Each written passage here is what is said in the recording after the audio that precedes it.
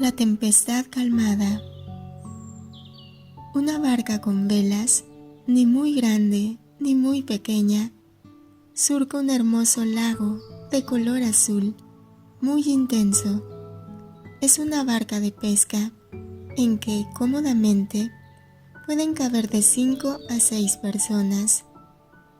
Jesús está durmiendo en popa. Su vestido es blanco, como de costumbre. Tiene la cabeza reclinada sobre el brazo izquierdo y debajo del brazo derecho. Y en la cabeza tiene su manto azul gris, doblado con muchos pliegues. Está sentado, pero no estirado, en la barca. Tiene la cabeza apoyada en el trozo de tablado que está en la parte extrema de popa. No sé cómo la llaman los marineros. Jesús duerme plácidamente, está cansado. Se refleja la placidez en su rostro. Pedro está en el timón. Andrés tiene a su cuidado las velas. Juan y otros 2, que no sé cómo se llamen, ponen en orden los cables y las redes en la barca, como si tuviesen intención de prepararse para la pesca, que será probablemente en la noche. El día está por terminarse, pues el sol ya está llegando al occidente. Los discípulos tienen las túnicas remangadas, que sostienen con cordón que ciñe la cintura, para verse más libres en los movimientos y poder pasar de un lado a otro de la barca, brincando sobre remos, asientos y cestas, sin que les estorben los vestidos. Todos han dejado el manto. Estoy viendo que el cielo se pone de color cobrizo. El sol se esconde detrás de nubes, presagio de tempestad, porque salieron de repente de detrás de una colina. El viento las empuja velozmente hacia el lago. El viento por ahora está en alto y el lago todavía está tranquilo. Tan solo se hace de color cobrizo en sus ondas, que empiezan a agitar el agua. Pedro y Andrés contemplan el cielo y el lago y toman las providencias para atracar en la ribera, pero el viento se echa sobre el lago y en pocos minutos todo se resuelve y todo se llena de espuma. Olas que se golpean unas contra otras, que golpean la navecilla, la levantan, la bajan, la inclinan de un lado a otro e impiden las maniobras del timón. El viento choca furioso contra la vela que baja. Jesús sigue durmiendo. Ni los pasos, ni los gritos de los discípulos, ni el silbido del viento, y ni siquiera los golpes de las olas contra los costados y la proa lo despiertan. Sus cabellos ondean al viento y le llega alguna rociada de agua, pero sigue durmiendo. Juan de la proa corre a la popa y lo cubre con su manto que sacó de debajo de la tarima. Lo cubre con cariño delicado. La tempestad cada vez ruge más. El lago es negro ya, como si sobre él se hubiese echado tinta. Las espumas de las olas lo rasguñan. La barca empieza a tragar agua. El viento cada vez la empuja más. Los discípulos con dificultad pueden maniobrar y sacar el agua que mete en las olas, pero de nada sirve. Están echando el agua que les llega hasta la mitad de las piernas La barca cada vez se hace más pesada. Pedro pierde la calma y la paciencia, da el timón a su hermano y tambaleándose va a Jesús. Lo sacude con fuerza y Jesús se despierta y levanta la cabeza. «¡Sálvanos, Maestro! ¡Estamos perdidos!», grita Pedro. Debe gritar para hacerse oír. Jesús mira fijamente a su discípulo, mira a los demás y luego mira el lago. ¿Tienes fe de que yo pueda salvar?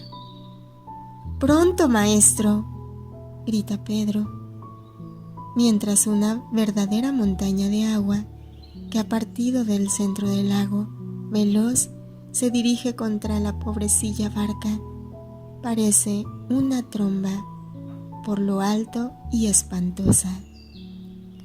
Los discípulos que la ven venir se arrodillan y se agarran de donde pueden, seguros de que les ha llegado el fin. Jesús se pone de pie sobre la tarima de la proa, una blanca figura proyectada sobre el cárdeno de la tempestad. Extiende los brazos hacia la ola y dice al viento: «Detente y cállate», y al agua: «Aquíétate, lo ordeno».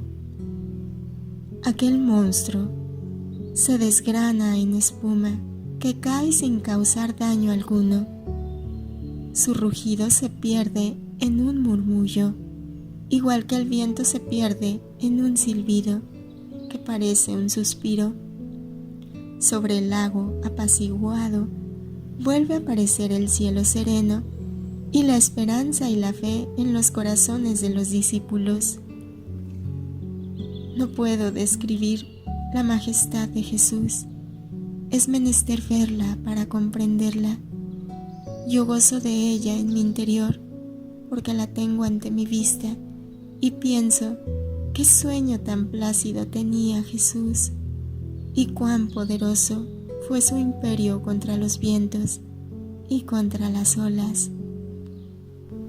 Las desventuras os sirven para que os persuadáis de que sois nada. Luego añade Jesús: no te comento el Evangelio con el sentido con el que los demás suelen comentarlo. Te explicaré lo que hay de fondo en el trozo evangélico. ¿Por qué dormían? ¿No sabía acaso que estaba por llegar la tempestad? Sí, lo sabía. Yo solo lo sabía. Y entonces, ¿por qué dormía? Los apóstoles eran hombres, María, animados de buena voluntad, pero todavía muy mortales. El hombre se cree siempre capaz de todo. Cuando realmente es capaz de alguna cosa, se llena de gravedad y de cariño por su capacidad. Pedro, Andrés, Santiago y Juan eran buenos pescadores y se creían insuperables en las maniobras marinas. Yo para ellos era un gran rabí, pero un nada como marinero. Por eso me tenían por incapaz de ayudarlos. Y cuando subía a la barca para atravesar el mar de Galilea, me pedían que me estuviera sentado, porque no era capaz de hacer otra cosa. Su cariño también tomaba parte en ello, porque no querían que me fatigase, pero su seguridad de que eran capaces era mayor que su cariño. No me impongo, sino en casos excepcionales, María. Generalmente os dejo libres y espero. Aquel día estaba cansado y me pidieron que descansase, esto es, que los dejase hacer lo suyo, pues eran muy prácticos, y me dormí. En mi sueño aparecía clara la señal de que el hombre es hombre y quiere hacer todo por sí, sin pensar que Dios quiere ayudarlo. Veía en aquellos sordos espirituales y en aquellos ciegos espirituales a todos los sordos y ciegos del espíritu, que por siglos y siglos habrían llegado a la ruina por querer hacer por sí, cuando me tienen a mí, cercano a ellos, a sus necesidades en espera de que me llamen en su ayuda. Cuando Pedro gritó, «¡Sálvanos!», mi amargura cayó como una piedra que se deja rodar. Yo no soy un hombre, soy el Dios hombre. No obro como vosotros hacéis. Vosotros, cuando alguien ha rechazado vuestro consejo o ayuda, lo veis en medio de dificultades, aun cuando no sois demasiado malos para alegraros de ello. Frecuentemente permanecéis fríos, indiferentes a su grito que os pide ayuda. Con vuestra actitud le decís, «Cuando te quise ayudar, ¿quisiste? Ahora arréglatelas tú». Pero yo soy Jesús, soy Salvador y salvo, María, salvo siempre, en cuanto se me invoca.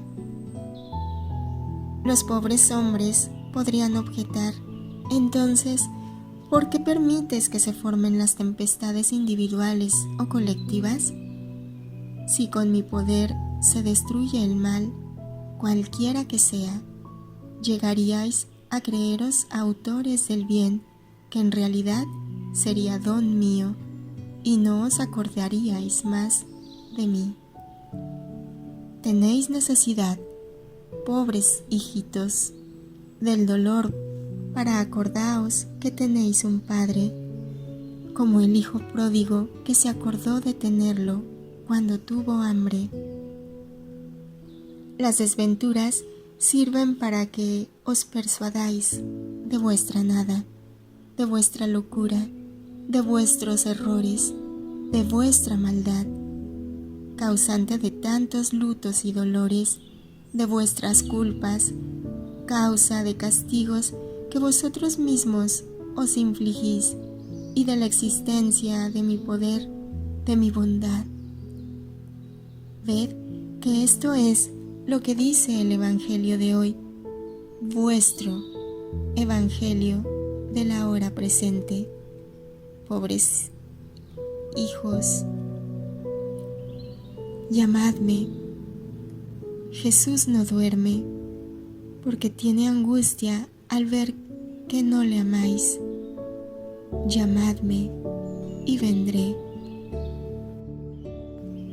Los endemoniados de Gerasa. Después de atravesar el lago en dirección del noreste al sureste, Jesús dice a Pedro que atraque cerca de Hippo, cosa que hace sin discutir. Bajan con la barca hasta la desembocadura de un río pequeño, que la primavera y el temporal, apenas pasando, han hinchado y viene haciendo mucho estrépito. Desemboca en el lago por una barranca áspera y llena de escollos, como se ve por todas partes en estos lugares. Los trabajadores aseguran las barcas, hay uno por cada una, y reciben la orden de esperar hasta la tarde para regresar a Cafarnaúm. Y cerrad vuestras boquitas si alguien os pregunta, aconseja Pedro. A quien os pregunte que dónde está el maestro, sin vacilar, responded, no sé. A quien quiera saber a dónde se fue, lo mismo, tanto da. ¿Es verdad? ¿No lo sabéis? Se separan. Jesús empieza a subir por un sendero escarpado que va por un acantilado casi a pico. Los apóstoles lo siguen hasta la punta. De aquí desaparece en una meseta sembrada con encinos bajo los que comen muchos cerdos. «¿Ves, animales?», exclama Bartolomé. «Nos impiden pasar». «No, no, nos impiden. Hay lugar para todos». Con calma, responde Jesús. Por otra parte, los cuidadores de los cerdos, al ver a los israelitas, tratan de juntar a los puercos y dejar el camino libre. Los apóstoles pasan, haciendo 1000 desfiguros con la boca, entre la suciedad que los animales han dejado, los cuales, bien gordos, hurcan con el hocico. Jesús pasó sin hacer nada. Dice a los cuidadores de la piara: «Que Dios os recompense por vuestra cortesía». Los cuidadores, gente pobre, un poco menos sucia que los mismos puercos, pero sí mucho más flaca, los miran estupefactos. Luego, entre sí, hablan en voz baja. Uno dice: «Puede ser que sea israelita». Los demás le dicen: «¿No ves que tiene las franjas en su vestido?». El grupo apostólico se reúne, ahora que pueden caminar todos juntos por un camino bastante amplio. El panorama es hermosísimo, elevado a unas cuantas decenas de metros sobre el nivel del lago. Permite dominar todo el espejo del lago con las ciudades que están en sus playas. Tiberíades brilla con sus hermosas construcciones ante los ojos de los apóstoles. Allí abajo, a los pies del acantilado de basalto, la pequeña playa parece una almohadita de verdor, mientras en la parte opuesta, desde Tiberíades hasta la desembocadura del Jordán, hay una llanura bastante ancha, con mucha agua que recibe del río. Árboles, plantas, arbustos la cubren completamente. Muchísimos pájaros acuáticos de diversos colores que viven allí. Parecen joyales derramados. Parece todo como si fuera un jardín. Los pájaros levantan el vuelo de entre los matorrales y cañizales. Vuelan sobre el lago.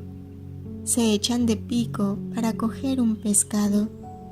Se levantan mucho más brillantes por el agua que ha avivado los colores de sus plumas y regresan a la llanura florida en la que el retozón viento les quita los colores. Acá, por el contrario, hay bosques con encinas muy altas, bajo las cuales la hierba es suave y de color esmeralda, y terminada, el monte vuelve a subir, partiendo de un gran valle, y forma una áspera cima rocosa, en la que están incrustadas las casas, construidas a escalones. Me parece que el monte hace una sola cosa con las paredes y ofrece una caverna para habitación. Es una mezcla de viviendas trogloditas y de una ciudad ordinaria. Característico de acá es que las azoteas de una casa están a la altura de la entrada de otra, de la parte donde el terreno es más escabroso, y tan lo es que no se puede construir nada. Hay cavernas y hendiduras profundas, bajadas que se despeñan al valle. En tiempo de temporales, estas bajadas serán otros tantos pavorosos torrentes, peñascos de toda clase, que los aluviones han rodado hacia el valle. Forman la falda sin orden del montecito tan escabroso y salvaje, jorobado y pedante, como un señorito que quisiera ser respetado a toda costa. ¿Aquello no es Gamala?, pregunta Celote. Sí, ¿la conoces?, dice Jesús. En una noche que hace mucho tiempo pasó, allí, fugitivo, me oculté. Después vino la lepra, y no salí más de los sepulcros. ¿Hasta que te persiguieron?, pregunta Pedro. Regresé de Siria, a donde había ido por protección, pero me descubrieron, y solo en la fuga por estas tierras pude lograr que no me capturasen.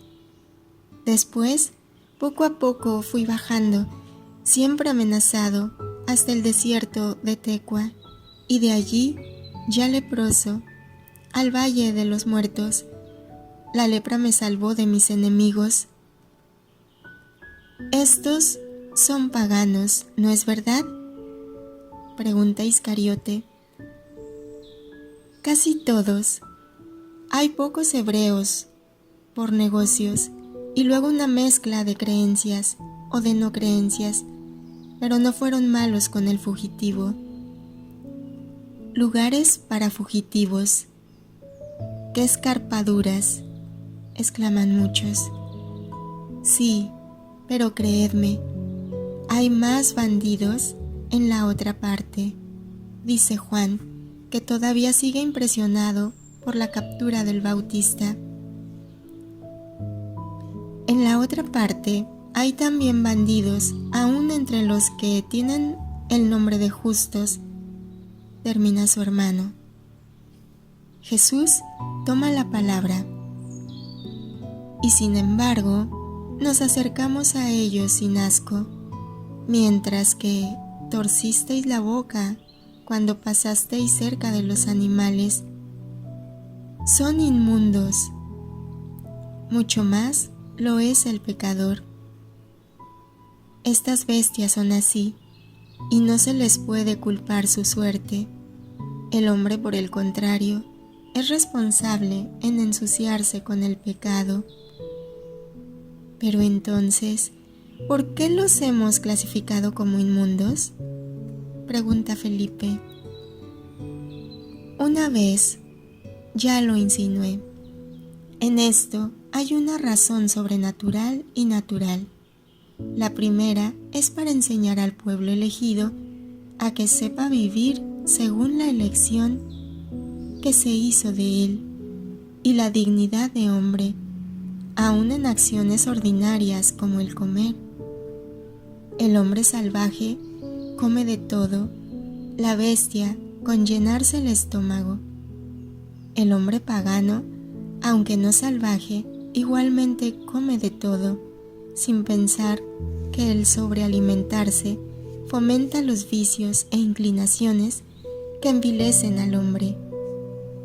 Todavía más, los paganos tratan de llegar a este frenesí de placeres que para ellos es casi una religión. Muchos entre vosotros habéis oído hablar de sus fiestas obscenas en honor de sus dioses, que degeneran en una lujuriosa orgía. El Hijo del pueblo de Dios debe saber controlarse y perfeccionarse con la obediencia y prudencia, teniendo presente su origen y su fin, Dios y el cielo. La razón natural es de no excitar la sangre con comidas que producen calores indignos en el hombre, el cual no se le niega el amor carnal, pero debe controlarlo siempre con la frescura del alma que tiende al cielo. Así pues, hacer del sentimiento que une al hombre con su esposa un amor, no una sensualidad. En la mujer debe ver a su semejante, no a la hembra. Los pobres animales no son culpables de ser cerdos, ni de ser efectos de su carne que su carne puede producir en la sangre. Mucha menor culpa tienen los que están encargados de cuidarlos, si son honestos. ¿Qué diferencia habrá en la otra vida entre ellos y el escriba que está inclinado sobre los libros y que, por desgracia, no aprende de ellos a ser bueno? En verdad os digo que veremos cuidadores de cerdos entre los justos y escribas entre los injustos.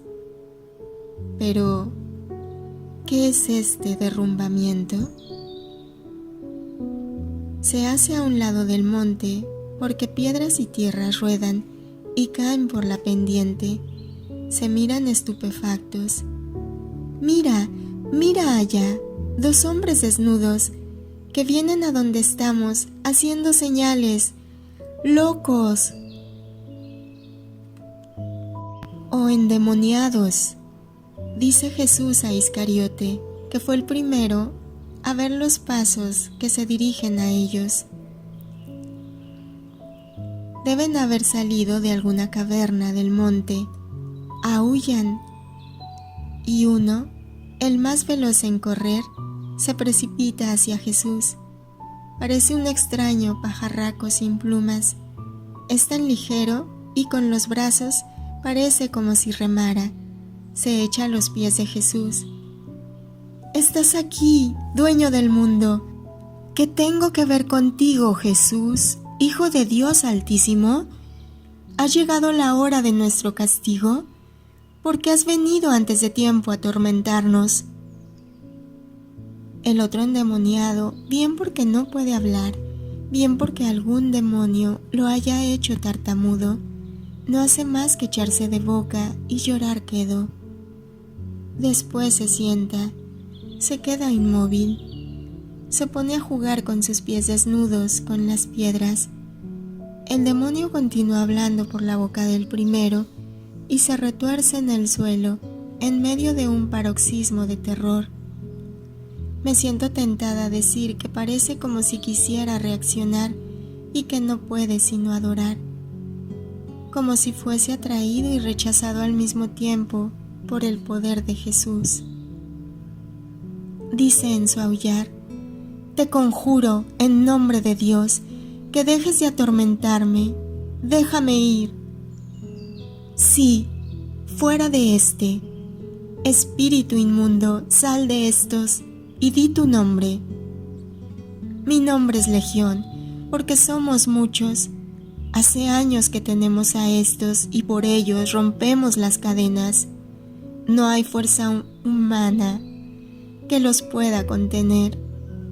Ellos, por nuestra causa, son el terror, y nos servimos de ellos para que blasfemen en contra de ti. Nos vengamos de ellos porque nos maldices. Rebajamos al hombre más abajo del animal para burlarnos de ti, y no existe lobo alguno, ni chacal, ni hiena, ni buitre, ni vampiro semejante a estos, que son cosa nuestra. Pero no nos arrojes, es muy horrible el infierno. ¡Salid! En nombre mío, salid». La voz de Jesús parece un trueno. Sus ojos arrojan flechas de majestad. Permítenos al menos que entremos en esa piara de cerdos que encontraste. ¡Entrad! Con un aullido de fieras, los demonios se separan de los 2 desgraciados y en medio de un súbito torbellino que hace ondearse las encinas como tallos, se arrojan sobre los cerdos que con chillido verdaderamente diabólicos se echan a correr como endemoniados por las encinas. Se golpean, se hieren, se muerden y finalmente se precipitan en el lago. Al llegar a la punta del acantilado, no tienen más que el agua que está bajo sus patas por refugio, mientras que los cuidadores, espantados y sin saber qué hacer, gritan de miedo. Los animales, que son centenares, siguen cayendo en el agua tranquila, como piedras. La abren por un instante en medio de espumas, se sumergen, salen de la superficie con sus panzas repletas o con el hocico salido fuera, en el que los ojos despiden terror y luego se pierden bajo las aguas. Los cuidadores gritan, corren a la ciudad. Los apóstoles, que han ido al lugar del desastre, regresan diciendo, ni siquiera uno se salvó. Les has hecho un favor no grato. Jesús, con toda calma, responde, es mejor que perezcan 2000 cerdos que no un solo hombre. Dad a estos algo con que se cubran, no pueden estar así. Celote saca de una alforja uno de sus vestidos y lo da. Lo mismo hace Tomás. Los dos están como embobados, algo así como si despertasen de un mundo de pesadillas. Dadles de comer, que otra vez vivan como hombres. Y mientras los dos comen pan y aceitunas que les dan y beben de la castaña de Pedro, Jesús los mira detenidamente. Al fin hablan. ¿Quién eres?, pregunta uno. Jesús de Nazaret. No te conocemos, dice el otro. Vuestra alma me reconoció. Levantaos e id a vuestros hogares. No recuerdo bien, pero creo que hemos sufrido mucho. ¿Quién es este?, dice el que habla en lugar del demonio, y señala a su compañero. No sé, estaba contigo. ¿Quién eres? ¿Por qué estás aquí?, pregunta a su compañero. El que estaba como mudo y que es menos vivaz, dice, soy Demetrio. ¿Es acá Sidón? Sidón está más allá. Aquí estás al otro lado del lago de Galilea. Pero, ¿por qué estoy aquí? Nadie sabe responder. Comienza a llegar gente detrás de la que vienen los pastores. Parece como asustada y curiosa. Cuando ven a los dos vestidos y quietos, aumenta su estupefacción. Este es Marcos de Josías. Es hijo del mercader pagano, y este es el que los curó e hizo que muriesen enloquecidos nuestros cerdos, porque en ellos entraron los demonios, dicen los cuidadores de los animales. Señor, tú eres poderoso, lo reconocemos, ya nos has hecho mal, un mal valuado en muchos talentos. Vete, te lo rogamos, y también que tu poder no haga sacudir este monte y echarlo en el lago. Vete de aquí. Me iré, a nadie me impongo. Y Jesús toma otra vez el camino por el que había llegado sin discutir. Detrás de los discípulos lo siguen el endemoniado que hablaba y a distancia muchos de la ciudad para convencerse si realmente se ha ido. Vuelven otra vez por el áspero sendero y vuelven otra vez al riachuelo gritón, donde están las barcas. Los de la ciudad se quedan sobre el talud a contemplar. El que ha sido curado baja detrás de Jesús. En las barcas, los trabajadores están aterrorizados. Vieron el chubasco de cerdos en el lago y ahora contemplan sus cuerpos que flotan, cada vez más hinchados, con las panzas redondas al aire y las patas cortas y flacas, como 4 estacas clavadas en una vejiga grasosa. Pero, ¿qué pasó?, preguntan. Os lo diremos. Ahora, soltad las amarras y vámonos. ¿A dónde, Señor?, dice Pedro. a la bahía de Tariquea. El hombre que los ha seguido y que ve que suben a las barcas dice: «Llévame contigo, Señor». No, vete a tu casa. Los tuyos tienen derecho de que estés con ellos. Háblales de las grandes cosas que el Señor hizo en ti y cómo ha tenido compasión de ti.